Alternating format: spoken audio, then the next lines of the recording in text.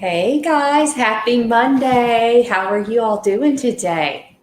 We are here for our live coffee chat, and this is one of my favorite topics, the lies the diet culture is telling us. So I've got 9 of them to go through with you today. If you're hopping on, say hey. Let me know you're here. I'll keep watching comments. If you're catching the replay, definitely hashtag replay so that I can come back and see you. Remember to allow StreamYard access so I can see who you are while we're chatting and I can answer your questions.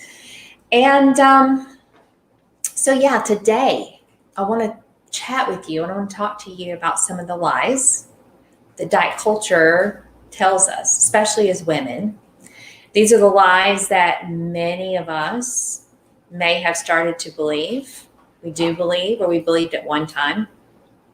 Maybe now we're starting to question that, which is awesome. So if you've been believing some of these things for years, maybe even decades, about food and about our body, these things that I'm going to talk about are the things that come up most often when I'm having discussions with you guys. So I know these lies are there. They were there for me too in the past. I want to expose these lies for what they are, lies, and also help you make that shift into learning how to trust your body better and how to trust it around food. So let's jump right in, shall we? All right. The first one. Hunger is a sign of weakness. So if you've ever been on a diet, and probably 99.9 of you guys, if you're in this group, if you're watching this with me now, you have, you've probably been familiar with this one. That's why this one is number one. It's the feeling that, if we feel hungry when we're on a diet, we just have to push through. Because if we eat, we're weak. So we just need to battle against our body, fight with our appetite. We can do this. We can have more willpower, all the things. Diet culture, which is what we're always talking about in this group, diet culture puts rules around when we can eat, what we can eat, how much we can eat, what times of the day, and in a lot of 24-hour period we can eat, how much fat we can eat, how many calories we can eat, how much sugar, if any, we can eat. And when you feel hungry or have feelings or cravings for stuff outside of all of these rules, what happens, you guys? You feel guilty and you feel shame because something's wrong with you, right? Because I have no motivation. I have no willpower. I can't stave off my hunger. It makes us maybe angry at ourselves. These are some of the emotions that come up. Here's the lie. Hunger is inevitable. It is a natural biological signal of our bodies to us. And if I've learned anything, I've learned that you can't avoid, I heard this on a podcast once, somewhere. You can't avoid death, you can't avoid taxes, and you can't avoid hunger. So instead of seeing it as weakness, why don't we see it for what it is? Our body is trying to tell us something. It's trying to communicate with us. And it's natural. It's a need that your body has for fuel, for food. And our job is to step up and meet that need. How many of you guys can relate to this one right now? If you can, put number 1 in the comments. So I would love to come back and chat with you when you come and watch this coffee chat later. Because this is probably one of the biggest that I see. Let's move on to number 2, because this is pretty big too. Okay. Fullness is a sign of gluttony. Okay, I think it's incredibly common, first of all, for people to feel like if you've if you've been on a diet, if you're a chronic dieter, to feel like you've been bad, or you've let yourself go. That's what I've heard a lot. What are some others? Oh, I've done serious damage today. I think one of the biggest collective fears we probably have as women in this group is the fear of overeating and what that's going to do to us. So, so much of the time I see people doing things to prevent themselves from overeating. And this includes, number one, thinking of hunger as a sign for weakness. So I see women struggle with this disordered eating, the thoughts that they're telling themselves. If they let themselves get anywhere close to full, they start to feel guilty about it or shame. And I think the knee-jerk reaction to this guilt, shame, is to what? Run right back to another diet. So what I've learned personally in my own journey with finding food freedom, learning to trust my body,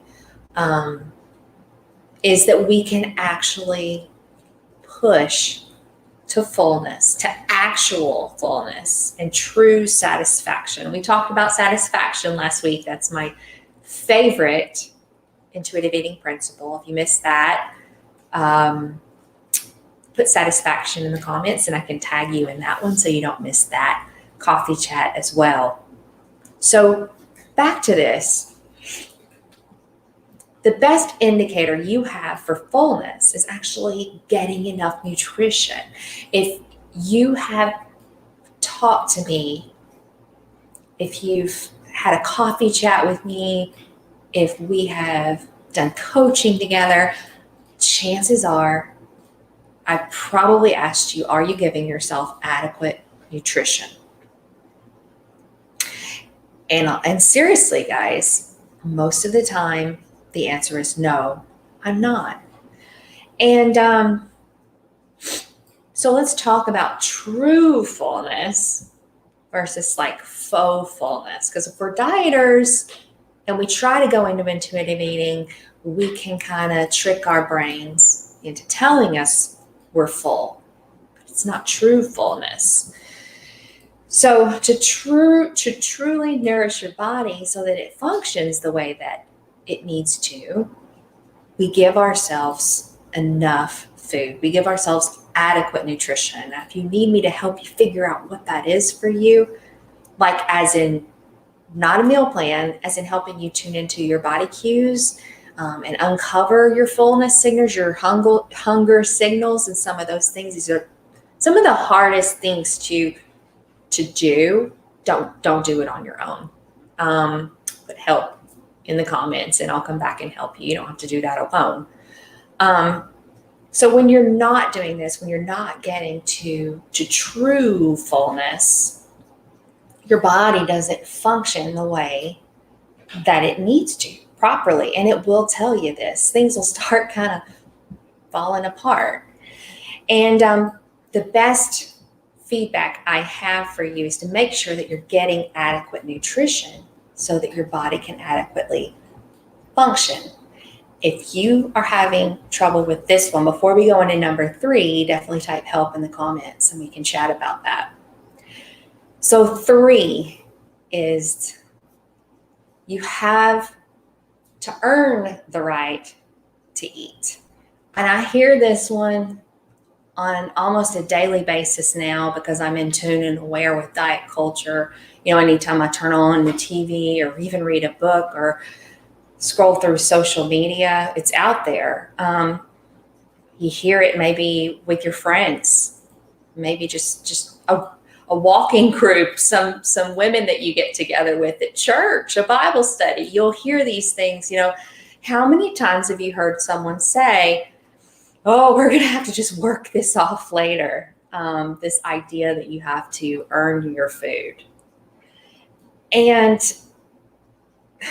I think, especially in the world that we live in today with this diet culture, it's such an extreme cultural belief that's kind of ingrained in us. We've probably grown up with women around us saying this type of thing. And what I want to say about this is if you can free yourself from this belief, you're going to have so much more peace around food in general. And maybe you can start with being more aware.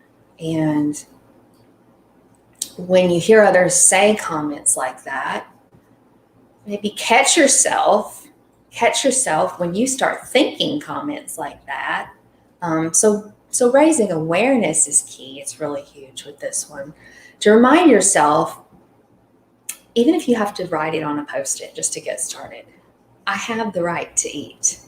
And you were given that right when you were born into this body. It's really one of those things that we need to survive. It's food, and we need water, and we need sleep, and lots of things that contribute to our health. But you don't have to get permission to have the right to eat. See a lot of women struggling with this one. You make the decision when it's the right time for you to eat.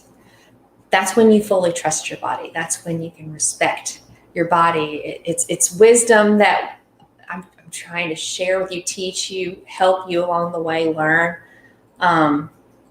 It doesn't have to be a meal plan or some calculation, macros, or anything like that. You get to decide because you trust your body and you recognize its signal and you know it's time to eat. So that's the one thing I want to say and I love about this is you decide when it's time to eat it's not based on what you ate earlier or even what you're going to eat later. In this moment right now, you can decide I'm hungry and this is how I'm going to fuel, or this is how I'm going to nourish my body. Those words kind of trigger me a little bit too, but you can decide. So body trust and learning how to trust your body. Number four, self-sacrifice will make you a better person. In the diet world, every day, hearing this every day, on a subconscious level. This is one of those messages that is everywhere, literally. And if you agree with me, if you've seen it already today, if you're just let me know, shoot me an emoji or something, because this one is huge. So if you find yourself telling yourself, well, because of my weight or because of this situation, I have to restrict my food, or I have to sacrifice, or I can't have this because of this condition. What works for everyone else doesn't work for me. That's one I've heard a lot. Women will say, I need to be able to get by with less food. I just don't need as much food as everybody else. My body needs to function the way that it needs to function, but it needs to learn how to do this on less.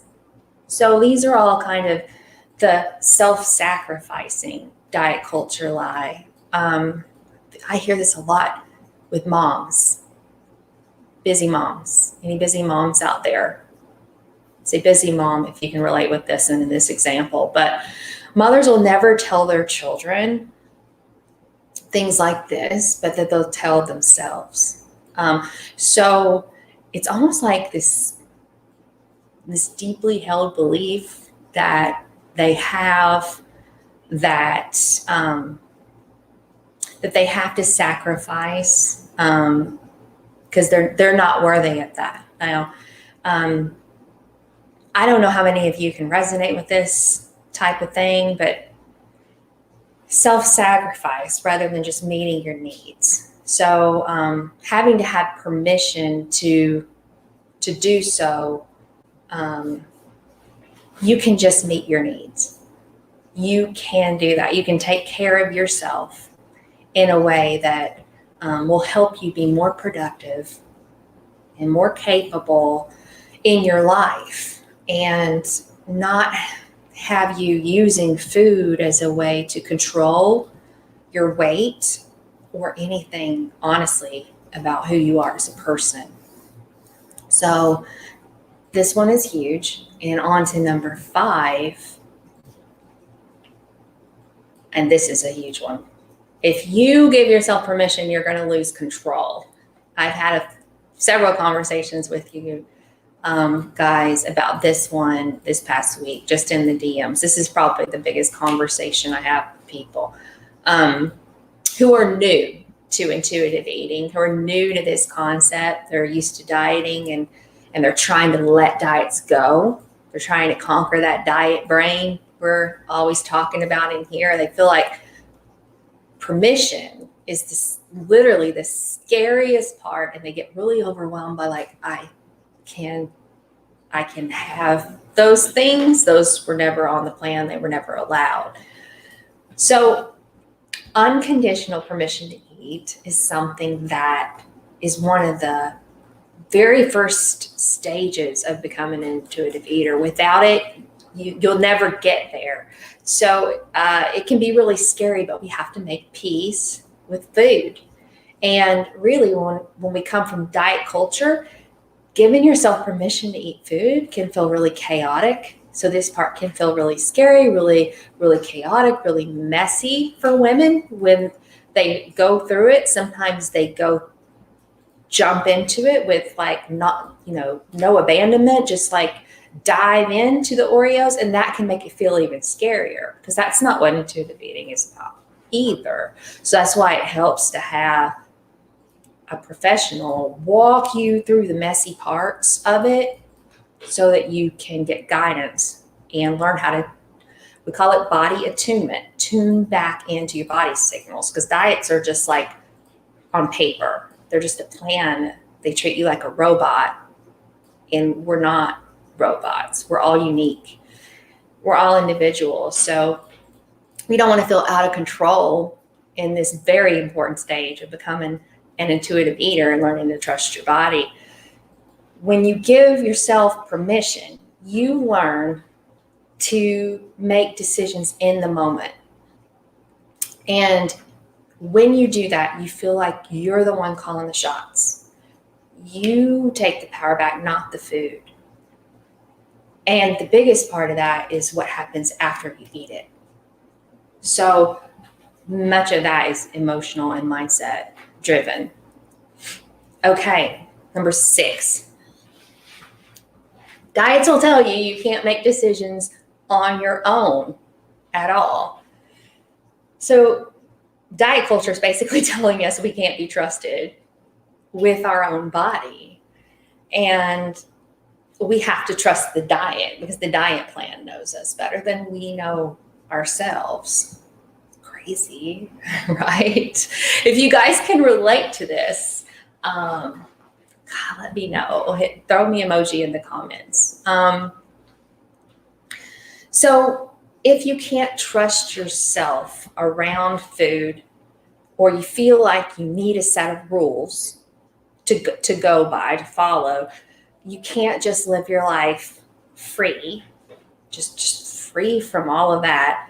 You have to be on a meal plan. Listen up to this one, because there's an underlying belief that diets, they want to sell you, is that you can't trust yourself, essentially, and you can't make decisions on your own. And you need this diet, you need these rules, you need a meal plan to do that, to trust yourself. And honestly, it's not that at all. So what it really, really, truly is it's just a lack of practice. And what I want to say is you can get good at anything out there if you practice at it. I played the piano for 18 years. I was really, really good. Now I'm really, really rusty. But practicing and trusting, those aren't something that I didn't learn how to play the piano. I didn't just sit down and know how to play the piano. Years of practicing, couple hours a day sometimes. So it takes time. And if you are really good at practicing diets, you can be a really good dieter. You can become what I call a professional dieter. I have a quiz on my website, and you can take it, and it says, it'll ask you through some questions. And one of the types of eating personalities is that professional dieter. So if you want to take the quiz and you don't know, you've never taken it, put quiz in the comments and I'll send it to you, or I'll send you the link to take it. But this is going to feel really true for you if this is something that you can resonate with. It takes practice trusting yourself, and it takes practice making those decisions in the moment.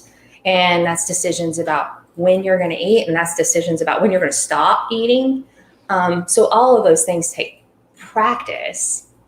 And when somebody will come to me and they're like, well, I just feel awful. I feel really overly full. I feel bloated. I don't know we just get curious about what happened.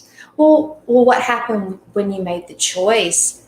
How did it make you feel afterwards? So this whole process is just getting curious about your body, its responses, because we want it to get enough adequate nutrition and we want it to function optimally. So, okay, if you practice trusting yourself and you practice intuitive eating, you're going to get good at this too. I did just want to say that before we move on to the next one, number 7. Okay, number 7, losing weight is good, gaining weight is bad.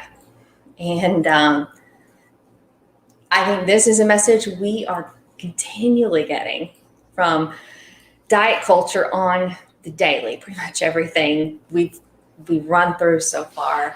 If you're in tune and aware with diet culture and its messaging, you can pick up on some of this. Maybe you'll start to pick up on some of this after this coffee chat. But this idea, this message we get that we need to lose weight to be healthy and happy.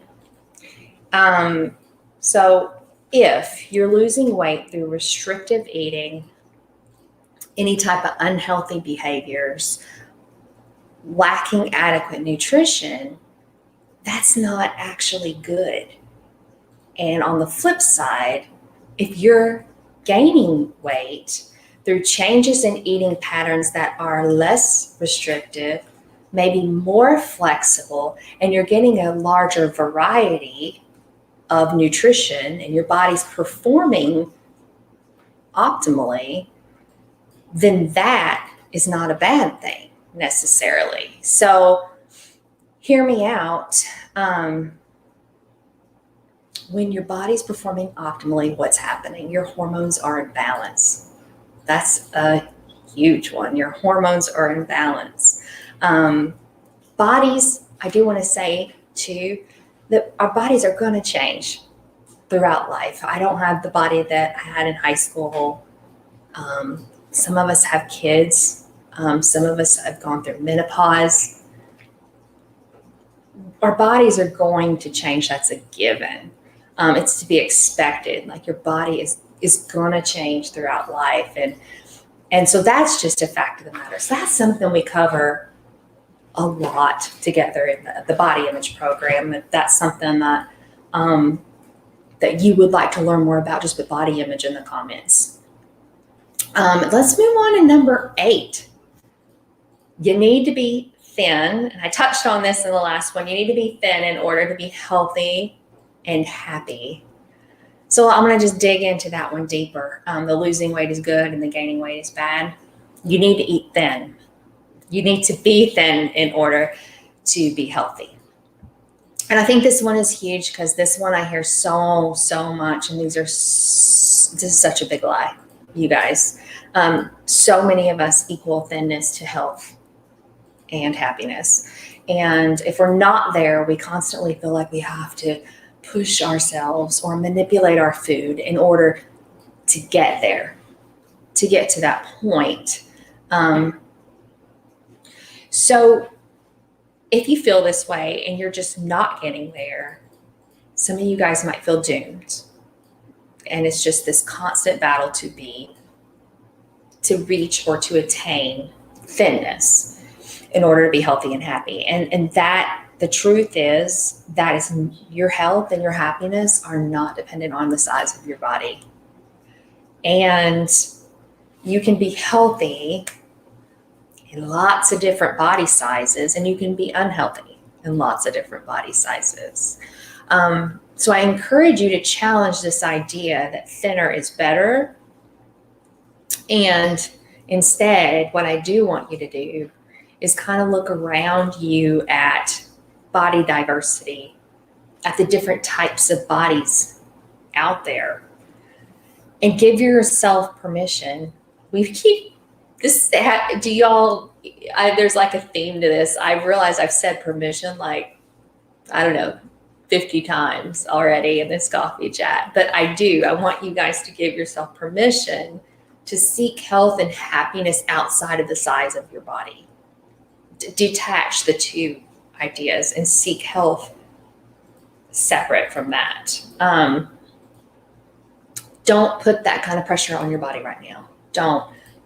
You deserve to live a life of health and happiness in whatever size body you're in today. What, if you're watching this, whoever you are, you deserve it. And you can find health and happiness right now in your current body.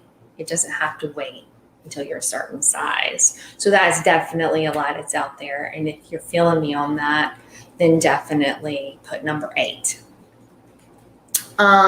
Okay, are we already, we're at the last one, you guys. Okay, and the last one is about feelings and emotions. And those can be scary, I know. And we can want to avoid them. I see this a lot of times when people say, you know what, I'm just not ready for intuitive eating, or I need to lose the weight first. I'm going to go into another diet. I'm going to try this diet first, and then I'll come back to intuitive eating. And I think, honestly, you guys, this is probably one of the biggest reasons that we get caught up in the diet trap, because it's easier. It's easier than checking in with our body and learning to trust it and asking ourselves those tough questions and feeling the emotions. So many things that it takes to develop a relationship. And that's kind of what we're working on through this process of learning to be intuitive eaters. We're trying to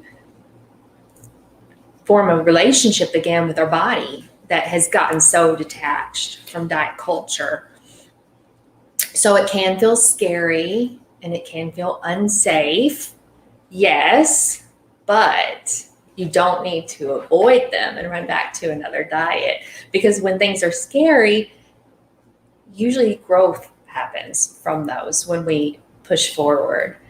So if you're experiencing a lot of emotions and a lot of scared things, fear, that's just know that that's part of the process, the growth process, the journey that we're on. So maybe life has changed, maybe in the past year. Maybe you're married, maybe you're divorced, maybe you've had a baby, maybe there was a death in your family. But all of these things, I guess I'm saying, they stir up emotions, feelings, situations that can make us feel scared or make us feel unsafe.